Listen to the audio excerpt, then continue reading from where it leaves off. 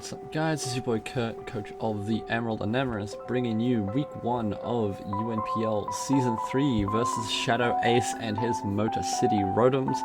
This team is terrifying. He has Pokemon like Great Tusk and Baxcalibur that can both easily snowball through my team.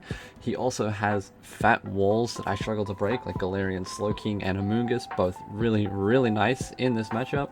He has extremely fast offensive threats in Regieleki.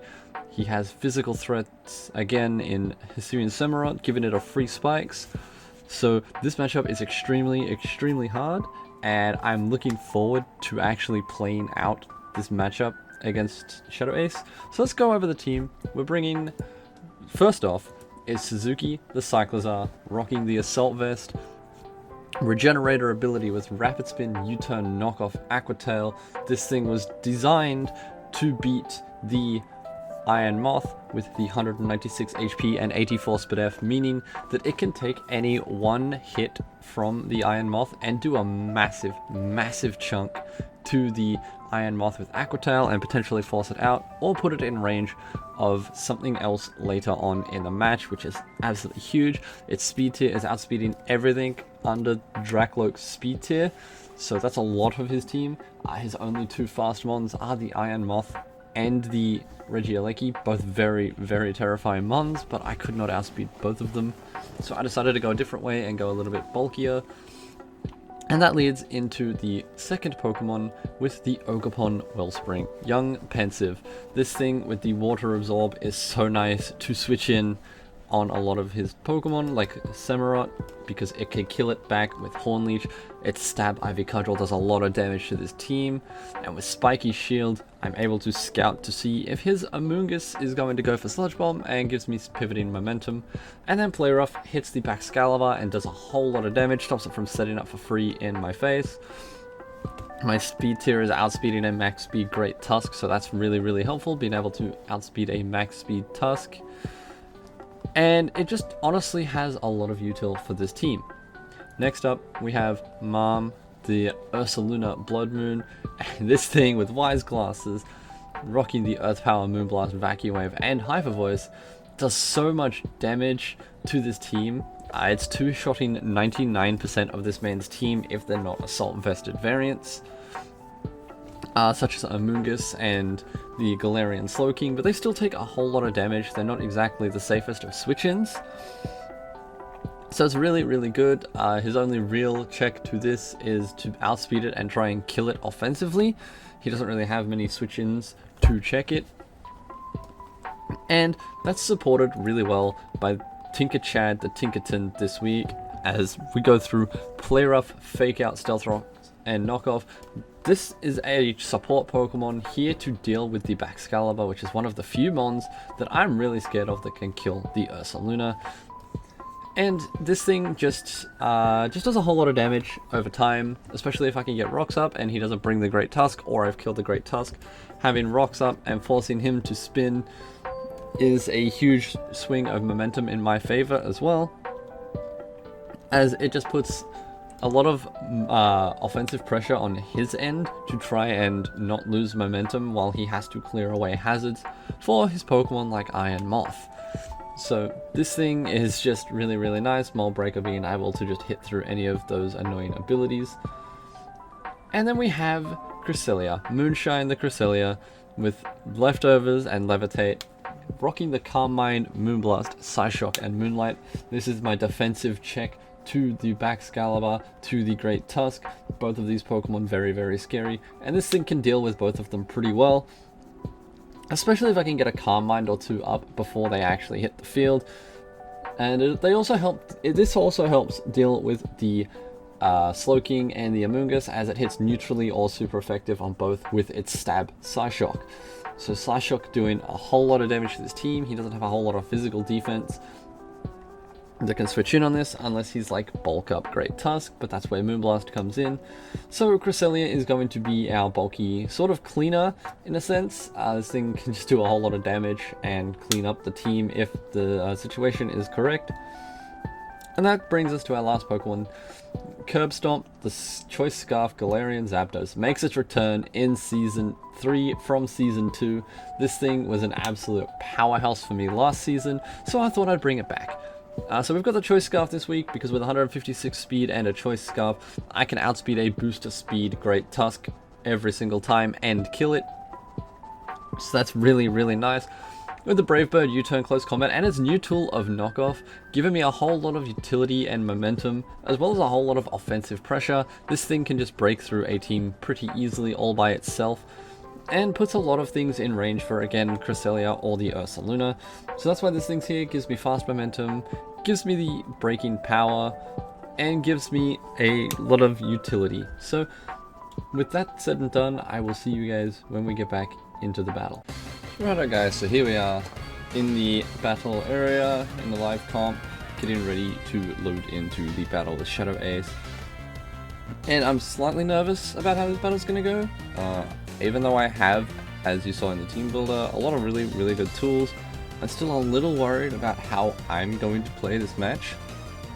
Now that's the main thing, is how I'm going to end up playing this. So we're just waiting for ShadowAce to let us know that we can search, so we can search in.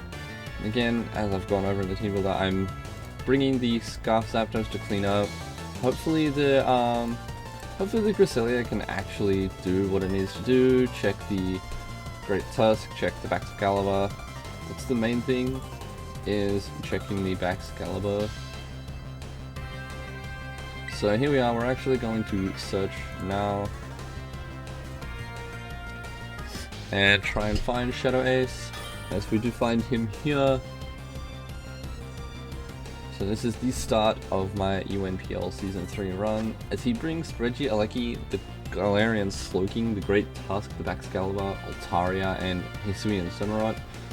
So a lot of what I expected, I wasn't so much expecting the Altaria, but I had a feeling it might come to try and be like a bulkier mon or an offensive cleaner, because it honestly does a lot of damage if my team is weakened. This is a mon that you cannot sleep on, especially since he has access to Terra Steel to make it check the Tinkerton. So I'm going to lead with Tinkerton in every sense of this game. If he leads with Great Tusk, I have Fake Out, and I can pivot out into Cresselia to Scout. If he leads Hisuian Cimarron, I Fake Out into Play Rough and always kill that thing. And if he leads with Regieleki, I get a decent amount of Fake Out, I get some information about what his set might be, and whether he'd be screens, or what he's planning to do with that. So, we're gonna go into the battle. Good luck to ShadowAce, and I'm super excited to get this season underway. And I will apologize if you hear the little clicks and the clack, it's me running my calcs and all that kind of stuff. The game, my OBS did pick that up, which was rather annoying, but what can you do? So yeah, I'm just running my calcs here, working out how much a modest Aleki could do to me with max attack. So it can't really do that much long term, which is fine. So I'm just gonna Fake Out and break the Sash anyway, just in case he was Focus Sash Aleki. And we do end up getting a crit. How about get fucked? So we do get the crit, and it does reveal that he is a bulky Aleki, so he probably wouldn't be Sash, which is fine. He's got max HP. So I'm just gonna get my rocks up here. I have no reason not to just click rocks. Even if he Volt Switches, I never die. If he Thunderbolts, I never die. So he does go for the Volt Switch, which is perfectly fine for me, because now I get free rocks on whatever comes in. I did take a little bit of chip, but still with the Sugar Berry, I can beat the Baxcalibur with this set, so I'm not too worried. I just can't let this thing take too much more chip. And I do have things to switch into physical Altaria. So we're gonna wait for him to see what he goes into. I'm predicting it'd be more likely Great Tusk, but I wanted to force the Rapid Spin from Great Tusk so that I could get in Cresselia for free. So that was the main thing. But he does go out into Altaria, so I wasn't sure what he was going to do with this thing. Whether he's going to try and DD on me, whether he's going to try and, you know, try and get some information out of my team. So I was a little worried about what he might do with this thing.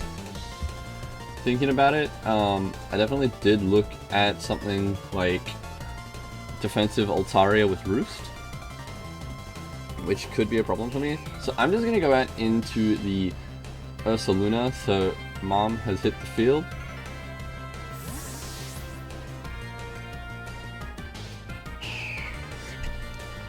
And I'm just going to take a Willow. So the Willow from the Altaria is an interesting play. I'm not so sure I agree with that one, but that's personal preference really. So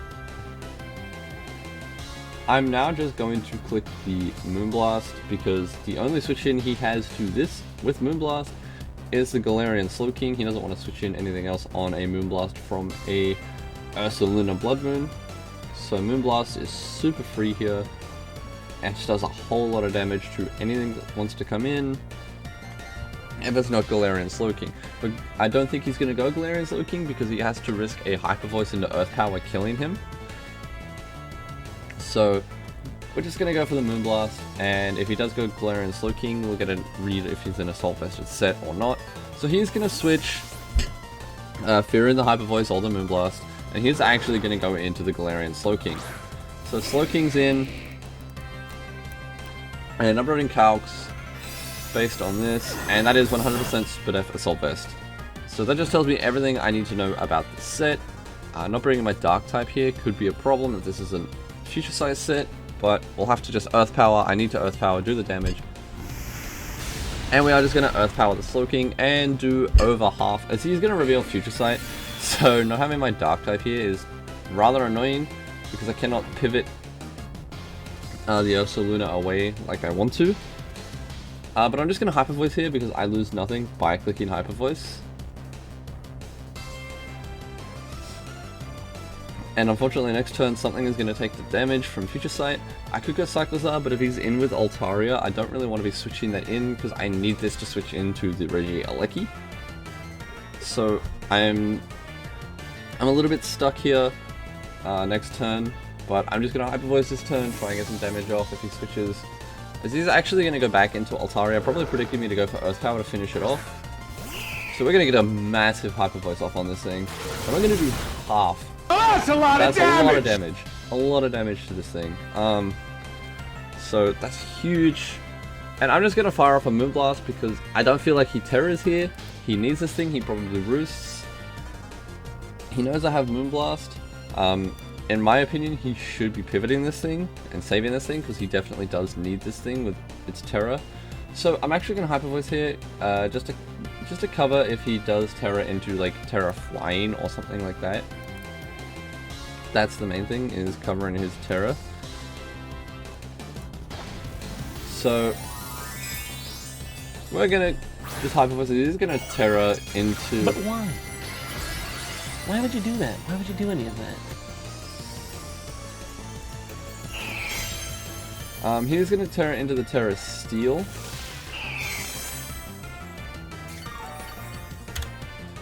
So not sure why he Terra Steeled there.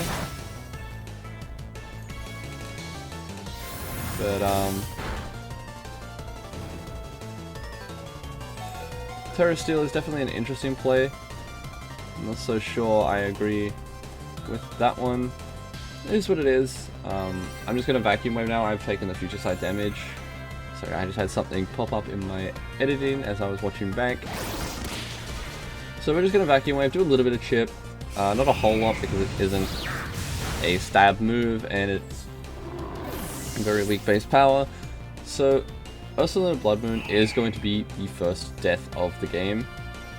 And I'm just going to go into Galarian Zapdos.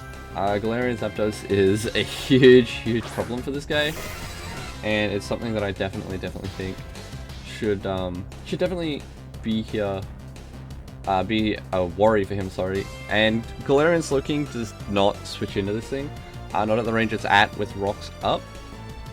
So we're just gonna go for the close combat. We have nothing to lose by clicking close combat. And that's definitely my play, is to just close combat here. So we're gonna CC, and we are going to kill the Altaria. Huge moment there where we kill Altaria. And it's now tied up 5-5. So this is an extremely close match still. Definitely probably could have played around the future side a little better and maybe pivoted into like Dressalia, but I wasn't sure what his Altaria set was. All I had seen was Will-O-Wisp. So he's going to go into Alecki, and my play is always to go Cyclozar. I'm just running the calcs on how much it's doing to my Tinkerton, how much it's doing to my Cyclozar. I know it definitely kills this thing, but I was just curious running the calc to see if I could outspeed a modest max speed Regieleki, but it does not seem I can. Which sucks, but we're going to go into the Cyclozar every time. I lose nothing by going Cyclozar, and I can get a free knock this time. This is a free knock for Cyclozar. And it reveals if he's like a Assault Vested Hammerot, if he's a Booster Energy Great Tusk, Booster Speed Great Tusk here would be... it would be a problem. Crest is still very healthy, but it would still be a problem if he starts bulking up too much and sets up on me. Because he can start doing a lot of damage with like knockoff if he has it, and that could be a problem because my crest doesn't have the passive recovery that I need it to have for this matchup. So we're just gonna knock, waiting to see what ShadowAce is gonna do. I think he's more than likely gonna Volt Switch, which he does. So he Volt Switches out, he's only revealed T-Bolt and Volt Switch, so I still don't know a whole lot about this set, what he could be. So Cyclozar is just gonna click knock on whatever comes in. And we're just waiting to see what he's going into. In my gut, I feel like he's going into the Great Tusk.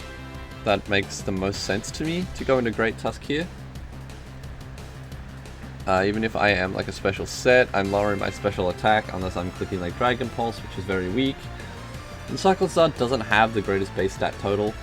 So we're just going to click knock, waiting on ShadowAce still. He's taking his time, which is fair. It's his first Wi-Fi League. And we are going to catch the Samurott item, which is huge. So we click not, do not a whole lot.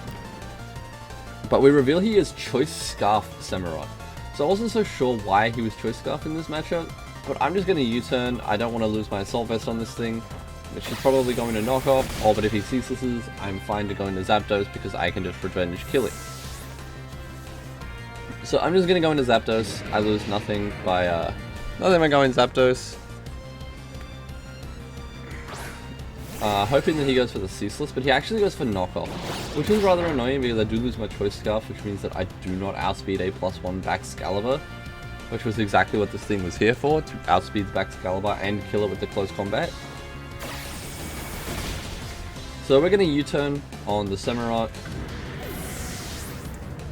and I'm just going to go back into the Ogerpon, because Ogerpon needs to hit the field.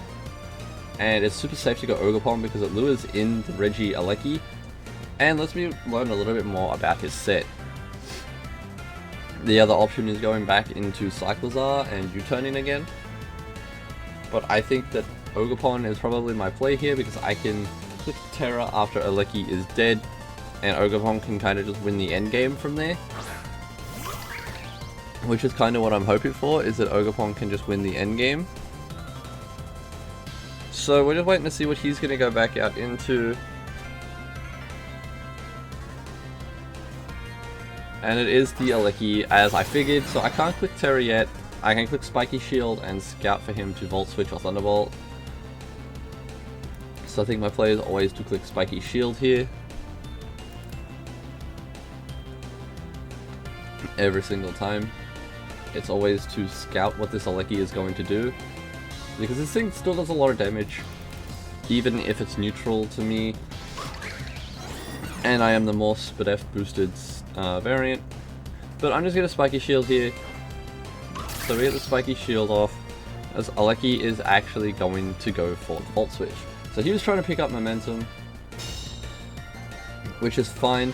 I'm just going to click Horn Leech here. I want to get some of my HP back. So we're going to Horn Leech onto this thing. because I have nothing to lose by clicking Horn Leech. I should kill this thing every single time, but he does go for the Reflect. So I don't kill through Reflect, but this is fine, because now I can pivot out into Cresselia, and I'm not too worried, because he did sack the Hisuian Samurott. So I could always go Cyclizar or Cresselia. Either way, both of them are super fat, and can take one from this thing if it Volt Switches.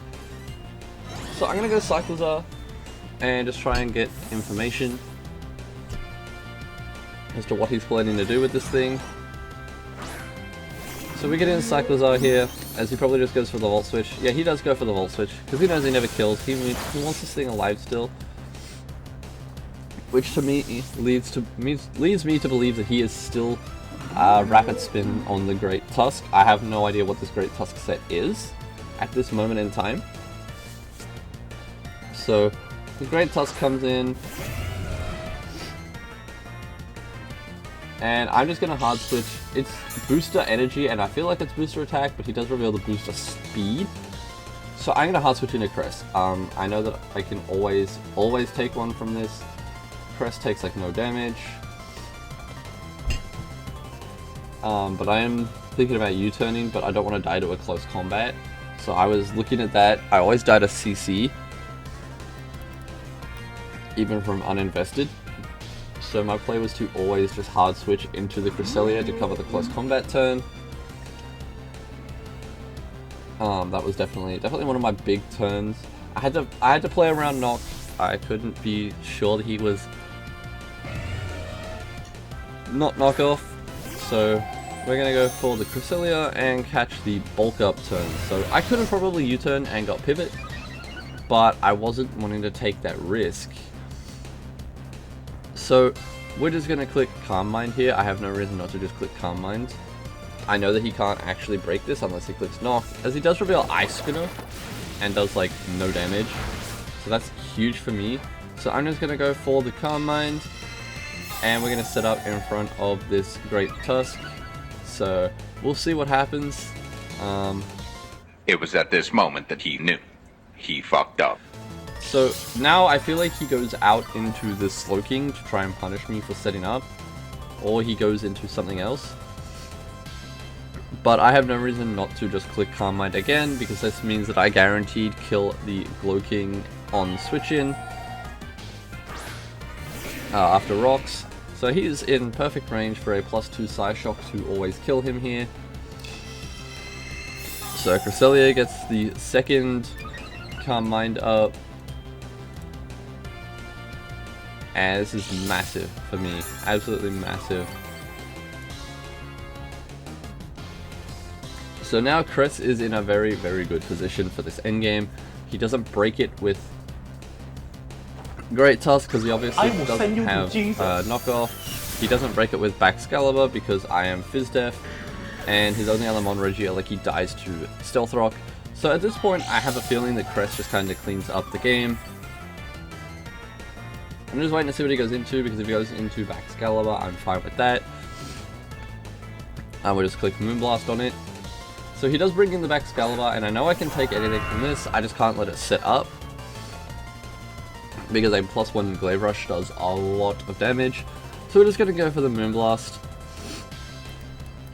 and see what he's going to go for, as he does go for the Icicle Spear, which does negative damage to my Cresselia. This thing is just chewing hits, and not a care in the world about what this Baxcalibur is doing.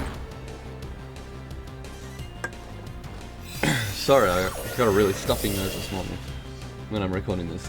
So we do kill the Baxcalibur, and I'm not too worried about Great Tusk coming back in. I always do like 70% minimum to max HP Great Tusk. So this is really, really nice. He really doesn't do much at all. If anything, he does like shit all damage to me. So Great Tusk is going to come in, and I feel like he's just going to Ice Spin it again, so I'm just going to click the Moonblast, and I have a feeling he's going to do shit all in the way of damage. As I said, there's just no reason for me to be worried about this thing ever clicking a move. So he does go for the he does go for the Ice Spinner and does no damage. Absolutely no damage. And my Moonblast does like 80%, which is huge. Huge amounts of damage. So that puts this Great Tusk at point of death, which also means that I am now just going to end up cleaning up this game with the Cresselia here. As he's going to go for the Ice Spinner again. And that's that. I'm going to click Moonlight because I was just playing around no crit. I didn't want a random crit knockoff to kill me in the endgame if he did indeed have it. I was just playing safe because even if he was bulk up, he could have not brought EQ or something, because realistically he didn't need EQ versus my team with close combat. So he's just going to Ice Spinner again. And he gets a crit, so there's the crit. I was just hoping that he didn't have knockoff and crit me with knockoff. So we are going to get the kill with Cresselia, and he is going to die to the Stealth Rocks when he brings in the Reggie Alecki, which means that this game is all but done. So GG to ShadowAce. Absolutely great plays for week 1. Definitely had me on my toes, and it was not an easy victory. I could not just run through this, I had to think a lot. So GG's again to ShadowAce, and I will hope to see him in playoffs. He has a very decent team, and I feel like he can go a long way with this team. So with that said and done, I will see you guys for week 2 when we take on EmeraldMiner and the Demolition Force. Another absolutely terrifying team for week 2, and hopefully we can pull it out.